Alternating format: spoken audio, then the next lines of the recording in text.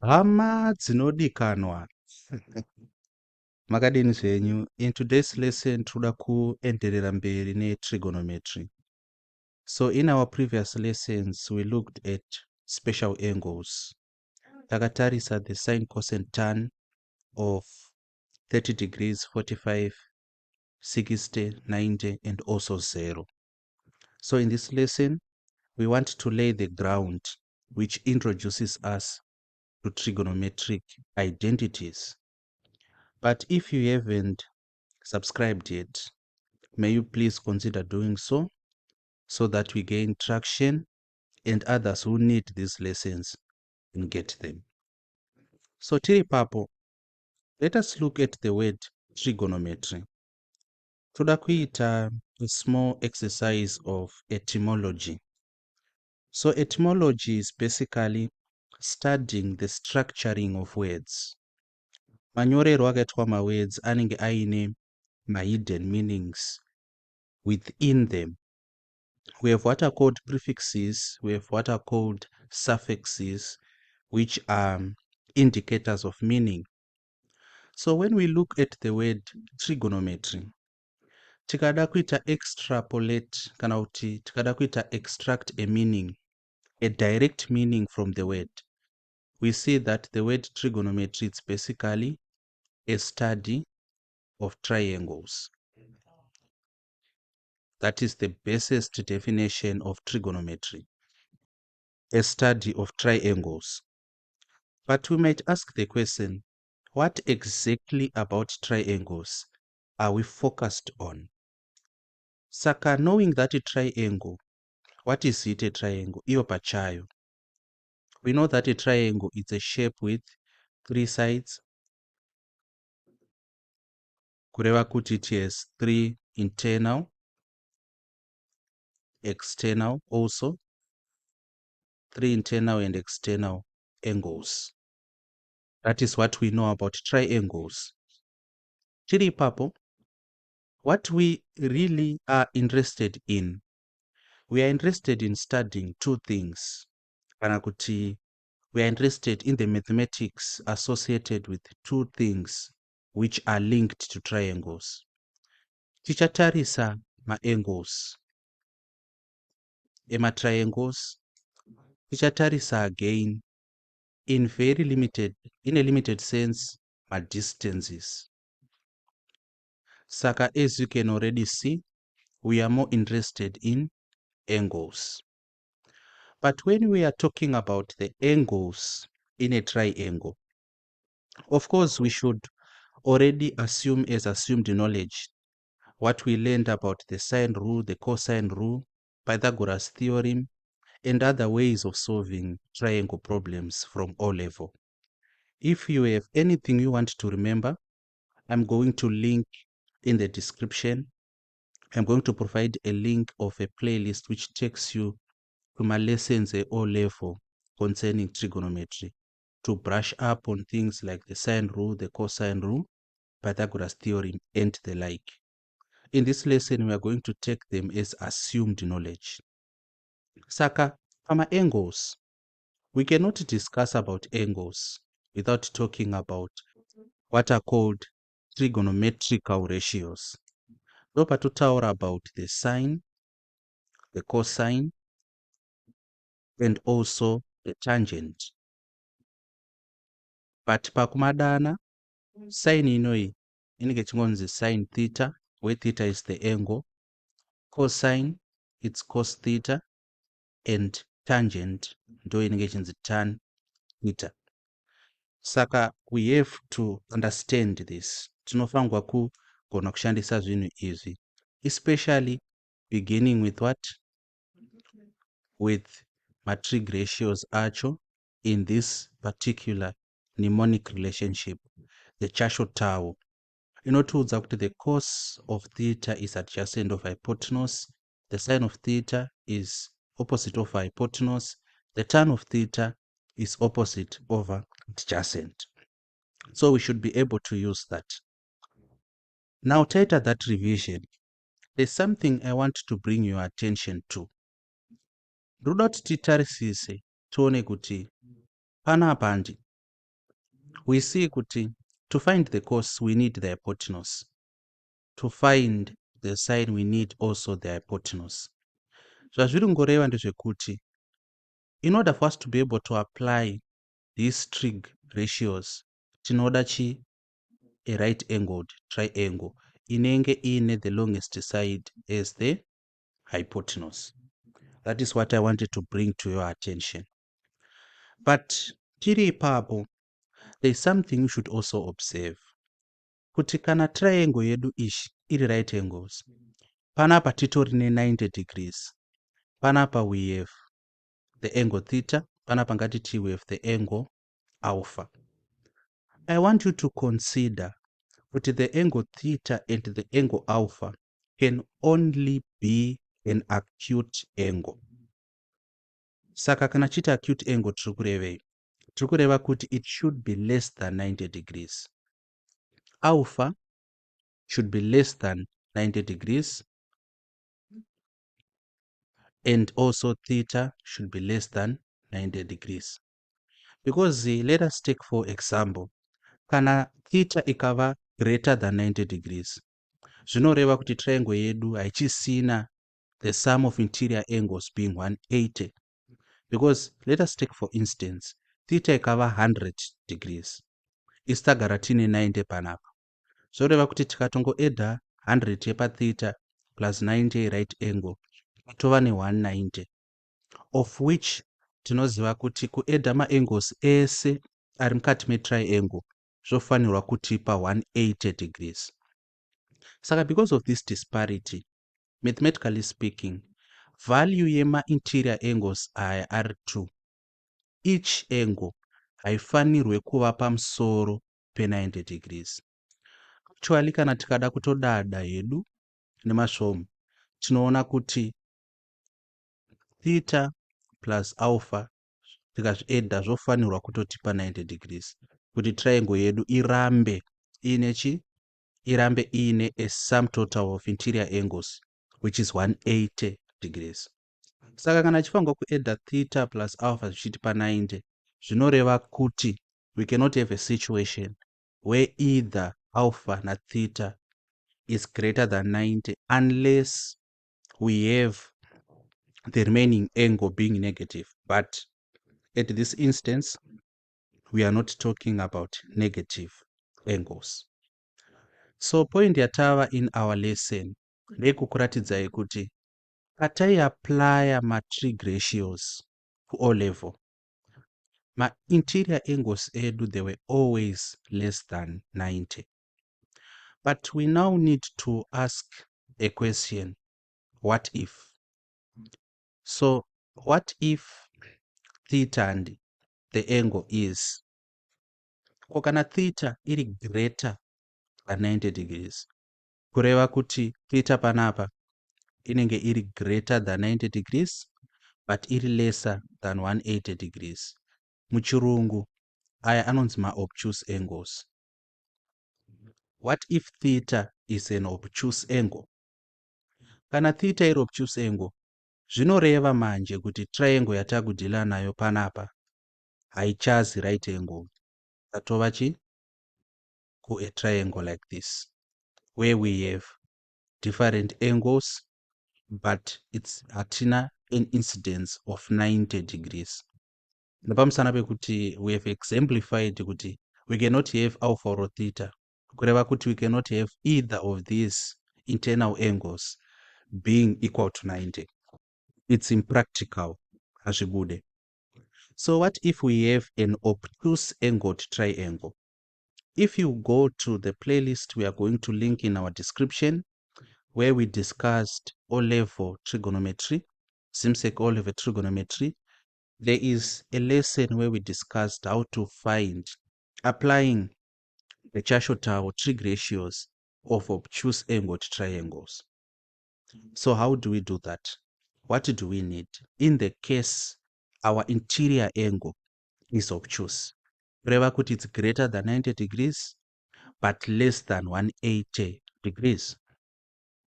Tiri ipapo, the other thing we should also consider is, what if kana interior angle yedu theta iri greater than 180 degrees, and it can also be greater than 180 degrees as iri lesser than 270 degrees.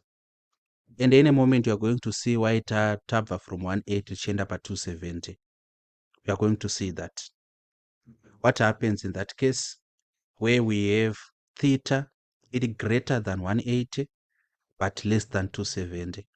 Kureva kuti in this particular case, theta haichas obtuse, yava reflex. We also ask another question. Kana theta iri greater than 270 degrees, asi iri lesser than 360 degrees. Kureva kuti inge iri futi chi reflex. What happens? Tinoisolva sei? Then the last question would be, kana theta iri greater than 360 degrees. Tinosolva sei for that theta. So advanced level pure mathematics is taking us from a situation yataingodhila nema-acute angles. Takubvunza mubvunzo kuti kana angle iri obtuse tinodhila nayo sei? Kana angle ikava reflex tinodhila nayo sei? Kana angle ikava more than one period, kana kuti more than one complete revolution, that is greater than 360 degrees, tinodhila nayo sei? Kuti tikwanise kudhila nayo kana kuti ma-angles aya, we have to introduce something called quadrants. Saka ma-quadrants akakosha hama dzangu. Ma-quadrants akatikoshera zvakanyanya. Ma-quadrants aya, if we are to give a simple definition kana kuti a simple illustrative statement, inotiudza kuti tirumboita nezvei kana tichitarisa ma-quadrants. We are looking at behaviors of trig ratios, kureva kuti sine, cos natan, depending on the value of theta. And the value of theta ndo yata illustrator manje apa tichiti kana theta iri less than 90 degrees, kureva kuti acute, kana theta iri greater than 90 degrees asi less than 180 degrees, kureva kuti obtuse, kana theta iri greater than 180 degrees asi iri less than 270 degrees, uye kana theta iri greater than 270 degrees asi iri less than 360 degrees, and these are reflex. Kana theta iri greater than 360 degrees, kureva kuti iri greater than one period, kureva kuti angle yacho iri kutenderera. Maybe let me show you zvazvinoreva panapa. Zvoreva kuti if we have an angle iri kutangira at this point, inotenderera kekutanga yosvika pa 360, but yasvika pa 360 manje iri kubva yazotenderera futi, iri kubva yawedzera. Saka inobva yawedzera kudai so, like this, kureva kuti it's more than one period. The other way of putting it ndeyekuti angle yedu iri kutenderera yosvika pa 360 yobva yawedzera. Saka line redu rengu inenge rakadai so. Maybe panapa inenge iri kana kuti 380 degrees. Saka it's more than one complete revolution, more than one period. So we want to look at the behaviors of sine, cos natan kana theta ikatanga kuchinja. Hatichada kuva reduced kana kuti limited to the behavior when theta is always acute, like what we did pataiva kuchi O level. Saka kubva panapa tichiuya kunoku ndiyo A level yacho, but this part inodzidzwa futi ku-O level.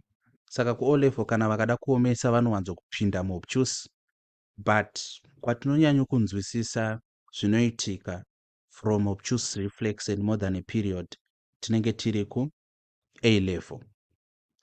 Saka maquadrants edu aya madhiliro atinoita nawo ndeyekuti we are going to be talking about a certain mnemonic. So in my lessons, we are going to come across this fancy term a lot. I was taught it by Mr. Chifungwa and Form 2, Pataita English, Kokomere High School. So it's very important to me. A mnemonic. Saka a mnemonic, it's basically, this is an abbreviation used as a remembering tool. Kana tichida kurangarira zvinhu, sometimes we have abbreviations which we use in order for us to remember. Sekutoti chashotawo. Each letter in chashotawo, it's representing something. Tinoziva kuti tikaenda pana tawo, tiri kuti tan theta is equal to opposite of adjacent. So that's a mnemonic. Saka mnemonic yatinoda kudhila nayo panapa inonzi cast. Like this. Cast. Cast inoshanda sei, inofamba sei, uye chimbori chii. We are going to have 4 quadrants. Tambotaura pamusoro pe-etymology handiti, which is the study of the structuring of words. Tikadzoka kunoku, quadrants. Iko kuti quad, zvinotoreva kuti 4. And a quad bike, rine mavhiri mangani? Mavhiri 4. Quadrilateral, ine masides mangani? Shape ine masides mangani? Masides 4. Saka kuti a quad, zviri kutoreva kuti 4. So kana tikati we want to deal with quadrants, tiri kuti somehow we should have 4 being represented. Saka a quadrant, kana kuti maquadrants atiinawo anenge aine 4 sides.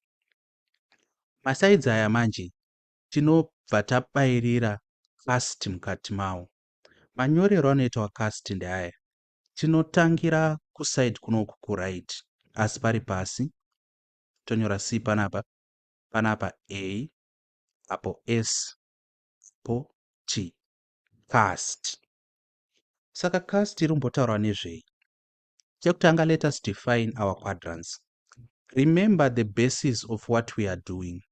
Tinoda kutarisa the behavior of sine cos tan theta panotanga kuchinja chinja. Saka zviri kuitika pamaquadrants edu ndezvekuti panapa tiri kubva from 0 degrees tichienda pa90 degrees, ndiyo inonzi first quadrant. So this is quadrant 1.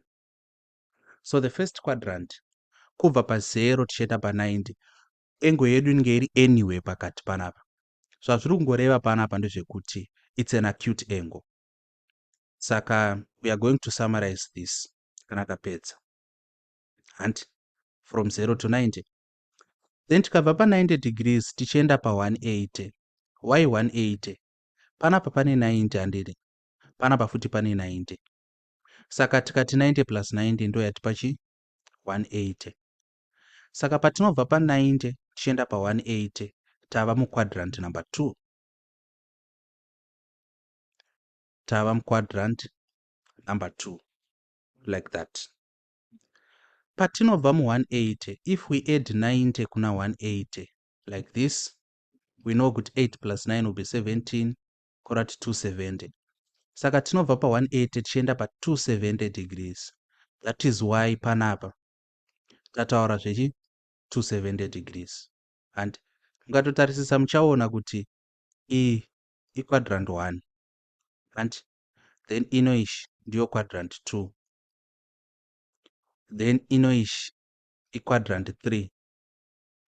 Iyi yokupedzisira ndiyo quadrant 4. Then inoishi inodzoswa kuquadrant 1 tichishandisa inonzi reduction formula. A reduction formula, we are simply linking back theta to an acute angle, kana kuti to the first quadrant. Sezvamuri kuona panapa kuti angle yedu ikava 380 like this, inotenderera ka1 yokavha 360 yozodzoka futi, but panapa iri kugumira pai mufirst quadrant muno. Saka ndo reduction formula yacho. Kana chiti reduction formula, chiri kungotaura kuti we want to assume that theta is an acute angle. That is what we mean. Saka matems aya haana kunyanyokosha kuziva kuti term iri rinonzi chii. No, chakakosha kuziva kuti zvinowekwa sei. Actually, the way we want to develop this education thing using the model proposed by Ngugi wa Thiong'o in Decolonizing the Mind, the Politics of Language in African Literature, at one point tinofanirwa kutova shonified pure maths dzodzidziswa completely in Shona, dzichinyorwa mushona, maquestions achistructurewa mushona. Zvinoita dzimwe nyika like in China, test, maths, science dzinodzidziswa in China, dzonyorwa in China, in Russia, in Germany. We are going there. When we are completely decolonized, we are going there. Saka zvekuziva tinonzi reduction formula, maybe 50 years from now, inge ichinzi kudzura formula, I don't know. Saka you don't have to trouble yourself with technicality yekuziva matems. Chakakosha kuziva kuti zvinowekwa sei. Because as we are going to see, vanhu vazhinji vano waste energy and brain power vachiclaima ma-identities. Anenge achiziva ese. Nyangwe formula booklet ainaro, but ari kuziva ma-identities ese. Chima-applya ma-identities acho. Then anobva aita pause. Saka you have to be careful there. So having done this now, taona ma-quadrants edu. Of course, from 180 to 270, it's going to be quadrant 3. And from 270 tichienda ku 360 is going to be what? Quadrant 4. Then define ma-quadrants edu zvakanaka. Takuda kuziva kuti ko iyo cast iri kumbotaurwa nezvei. Cast, hama dzangu, iri kutiudza kuti in the first quadrant inenge tiina all functions, sine, cosine, tan, all functions are positive. Ndo zvazviri kureva in the first quadrant. So don't worry yourself. We are going to have a comprehensive listing, kana kuti tichagadzira this ma-quadrants aya comprehensively very soon. So don't worry yourself. But in the first quadrant, all trig functions, sine, cosine, tan, they are positive in the first quadrant. Patienda ku second quadrant, kuna s, pakutiudza kuti only sine theta is positive. Kurati sine chete are positive in the second quadrant. Chii chinoitika second quadrant, the value of theta, angle yatiinayo in the second quadrant, inenge iri hombe kuna 90 degrees, as iri diki kuna 180 degrees. That is very important. Then manje, what happens in the third quadrant? We are having an angle hombe kuna 180, iki kuna 270, tina t panapa, kureva kuti only tan theta is positive. What happened in the fourth quadrant? Tine angle iri hombe kuna 270, asi iri diki kuna 360, and we have c kureva kuti only cos theta is positive. Saka first quadrant, everything is positive. Mu second quadrant, s chete, sine chete ndo iri positive. Mu third quadrant, tan chete ndo iri positive. Mu fourth quadrant, cos chete ndo iri positive. Saka this is a very minimalized, a miniature model of ma-quadrants. we have to comprehensively give you everything. And mabehaviors atichada kukuratidzai, they are important. Again, you learn them through internalization. You are going to do a lot of practice questions, a lot of them. Saka practice questions aya munofanirwa kutamba nawo. Zvekutoti inini pandaita A level, by the way, I wrote my A levels, and I did mathematics, physics, chemistry, and other subjects. Mathematics, at least every day I had some question which I did work. At one point I did further mathematics. Kureva kuti I had questions I worked every single day. Muchiita maths, pure mathematics, unofanirwa kuva, if you are in sciences, it should be the easiest of the three. Muchiita maths, physics and chemistry should be harder than mathematics, because mathematics is more like the base language of the instruction of natural physical sciences. Muchiitawo macommercials, you might have a situation where mathematics is the hardest of the three, but in most cases mathematics should be the easiest of the three per combination yamuri kuita. You have to make sure as a rule kuti zuva ripere musina maths ye pure maths, musina question yamaita. You shouldn't allow a day to pass by musina a question yamaita, and a reputable question. I am against kushandisa bhuku rinonzi gender. I don't use gender. I think gender rofanirwa kushandiswa nemastudents eku O level ari kuita additional mathematics. That is where it can be best used. Because my questions emugender, they do not reflect the intensity of my questions anobvunzwa neZimsek or Cambridge. But you have nexus practice theory nexus rakanyorwa by Zimbabwean mathematicians, which is the course reader in this course. You have other books like those written by the likes of S. Chandler and Core Mathematics. You have other books, many books actually, using the book which your teacher uses, of course, as his course reader. Then you have a lot of Zimsek past exam questions, a lot of Cambridge past exam questions. So apangopere musina kuita a reputable question iri exam style. So ndataurisa, let us go back to business.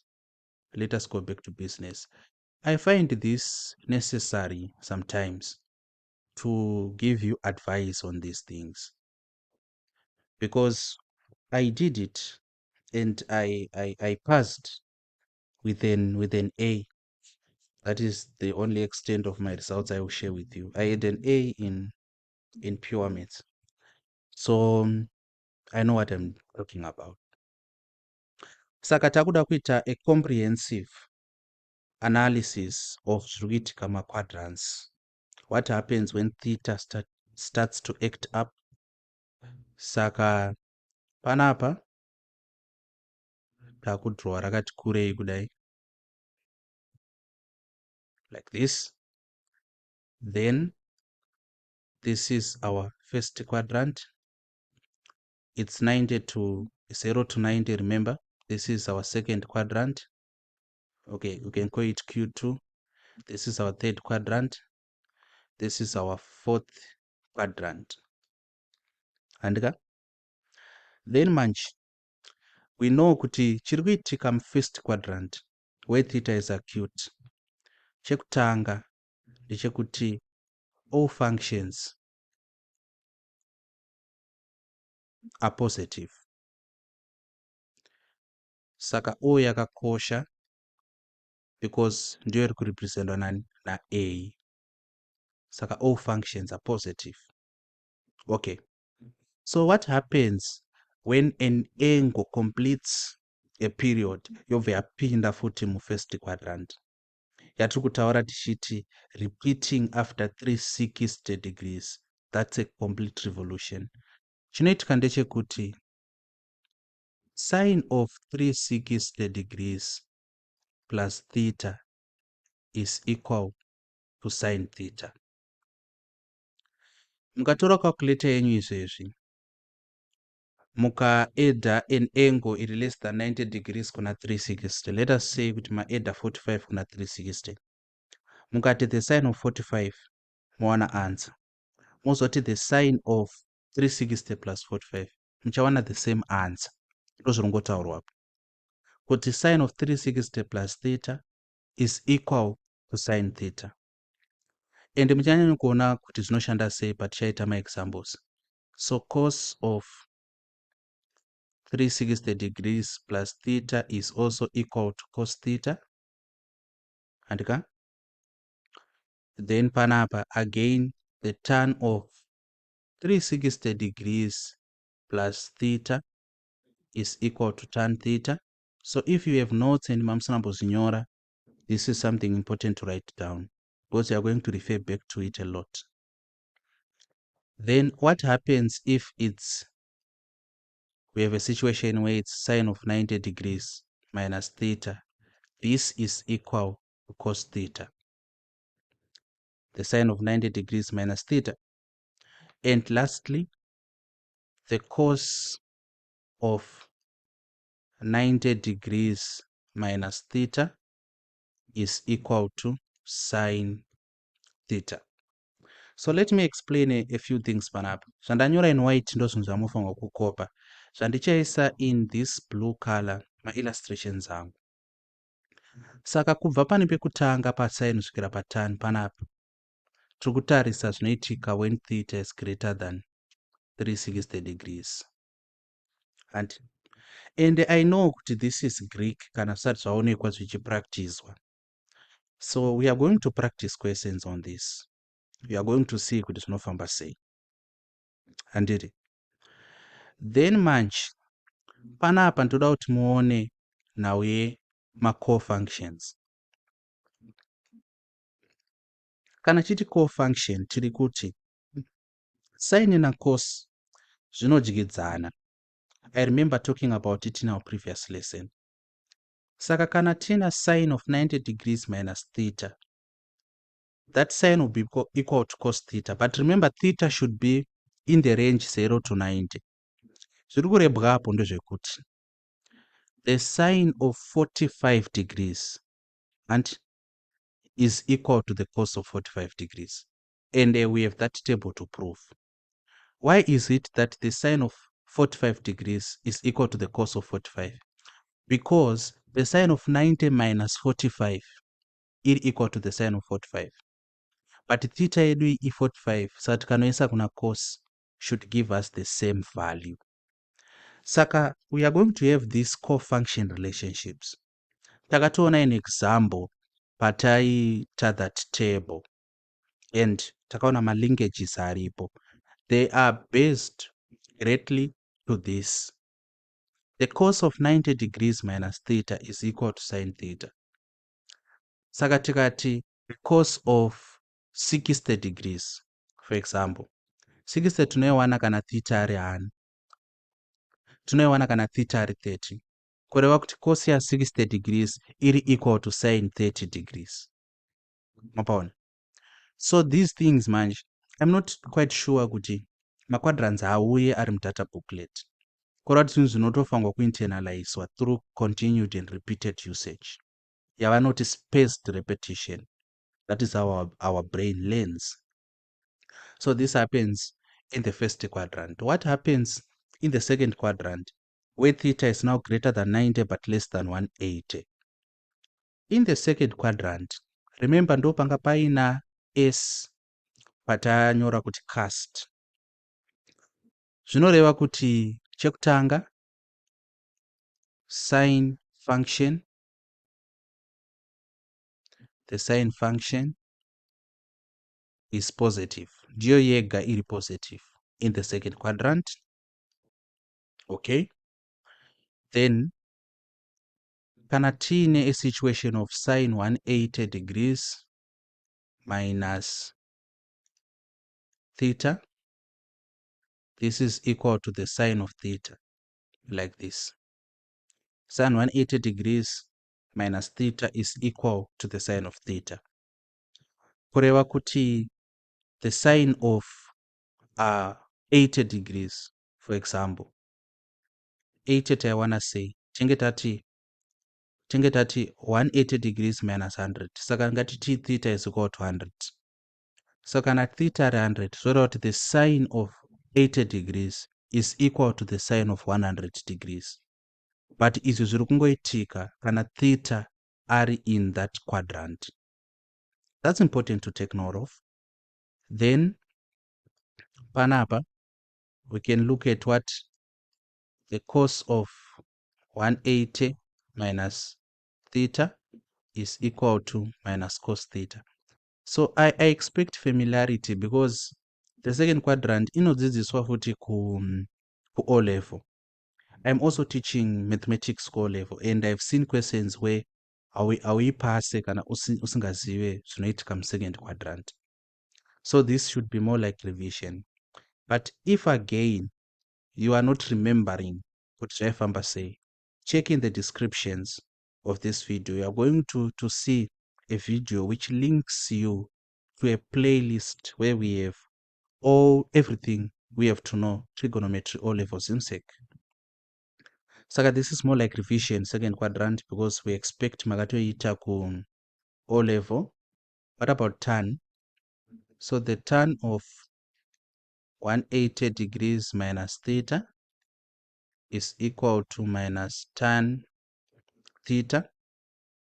Then panapa takuti the sine of 90 degrees plus theta iri equal to cos theta. Makona pakupinda ma cofunctions. Saka 90 ane chekuita nema cofunctions mukazvicherechedza kana tiri pa first ne second quadrant. Then lastly the cos of 90 degrees plus theta, this is equal to minus sine theta. So zviri kuitika pano, the first three ari kutaura kana tiine this situation of 180 minus theta, 180 minus theta, 180 minus theta, but anaya ndo akutaura kuchi ma cofunctions. So that's important. Saka you're going to see behavior here now yema cofunctions, it's going to repeat itself, but it's only repeating itself in the first and second quadrant where we are, and at the instance of it being talked about, tinenge tina 90 degrees minus theta or 90 degrees plus theta. So in the first quadrant, it's 90 minus theta, because remember the angle should be less than 90 degrees. But panapa it's now 90 plus theta, kuti the angle irambe iri within this range. The angle being itself between 90 and 180. Everything zvatiri kuita, it's based on the reduction formula. Zvekuti I give you as a task to go and research about the reduction formula. Mungu understand its philosophical backing. Kureva kuti mu understand kuti inoshanda sei, just from a surface level, so that you understand what is happening. But I'm sure kuti my examples atichaita achakupai enough context to work by. So what happens in quadrant number 3? So in quadrant number 3, it's from 90 to 270. Panga paina t, saka tan function is positive. We should remember this. Then match the sine of 180 degrees plus theta is equal to minus sine theta, like that. And then the cos of 180 degrees plus theta is equal to minus cos theta. Theta wedu kana ari, for example, 200. Sine of 180 plus 200 inge iri equal to minus sine 200.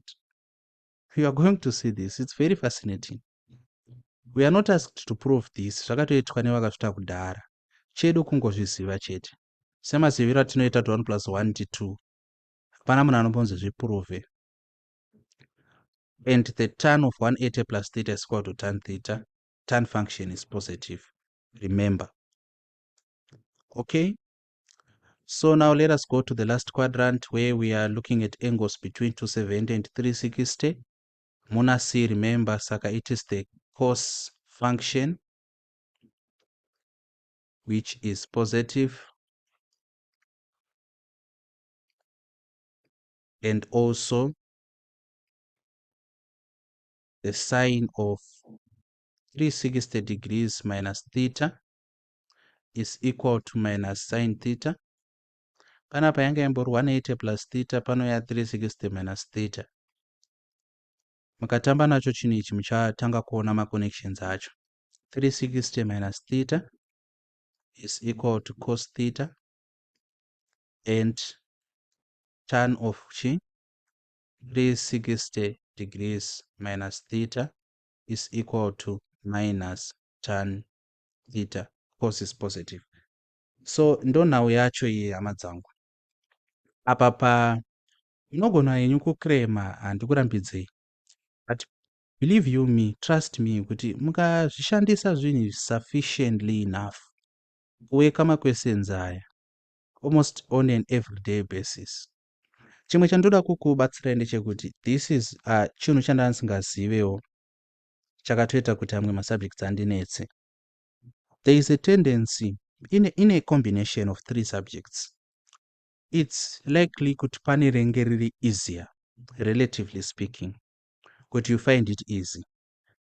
Chero uri student iri kuomerwa ne-A level, but pane a subject renge riri easier. Like in our stream, student yakatitadzisa kuita 100% had, I think, 3 points.